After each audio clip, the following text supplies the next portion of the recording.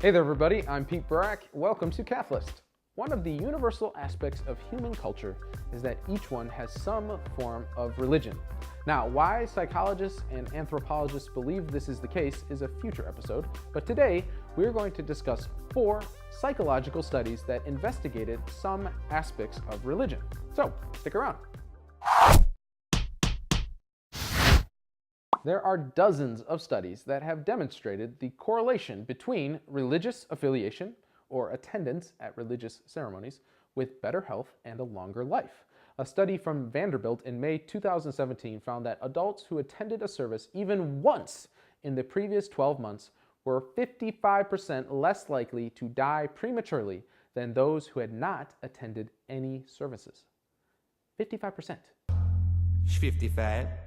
A similar study of over 75,000 women found that weekly church attendance was linked with 33% reduction in mortality. Not like ultimately everyone dies, but like short-term mortality, right? It's important to note that this is correlation, not necessarily causation. But if you want to pause the rest of the video to go hit up a church service, I'll wait. Researchers have discovered a link between lesions in the prefrontal cortex of the brain and an increase in religious fundamentalism. The results, published in Neuropsychologia, which could be the title of the Pope's next encyclical, showed that these lesions caused decreased cognitive flexibility and openness.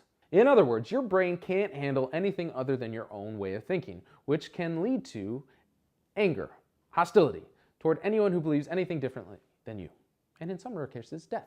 Loss of appetite, speeding, wild driving, and loose morals. This is not to say that all religious fundamentalists are Dane Brabledged, but it does shed light on what could be going on in some of their brains. I'd be worried they'll see this and get mad at me, but at least they'd be watching our show. Remember those old PSAs about your brain being on drugs looking like a fried egg? Well, it turns out they could have made those commercials slightly differently because religious thoughts trigger the brain just like love and other drugs do. This is your brain. This is your brain on religion. A study showing MRI brain imaging techniques shows that religious experiences can light up the same centers of your brain as experiences of being in love or being high on drugs. Totally unfamiliar with that sensation. The study was conducted on practicing Mormons, so more research is needed in order to say that these experiences are replicated in, say, Catholic, Muslim, or Jewish brains, but still, what a neat, cool study. Atheists are less open-minded than religious believers. Speaking of drugs and their rewarding effects, you know how some drugs, weed, are often celebrated because they can totally open your mind, man. I'm, again, not speaking from experience here, but you should ask Al.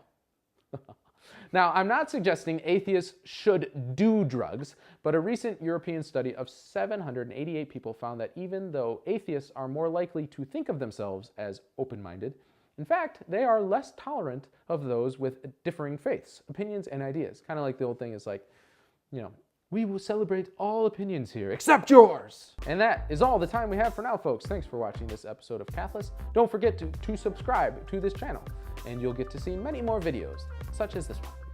Thank you very much. We'll see you next week. God bless.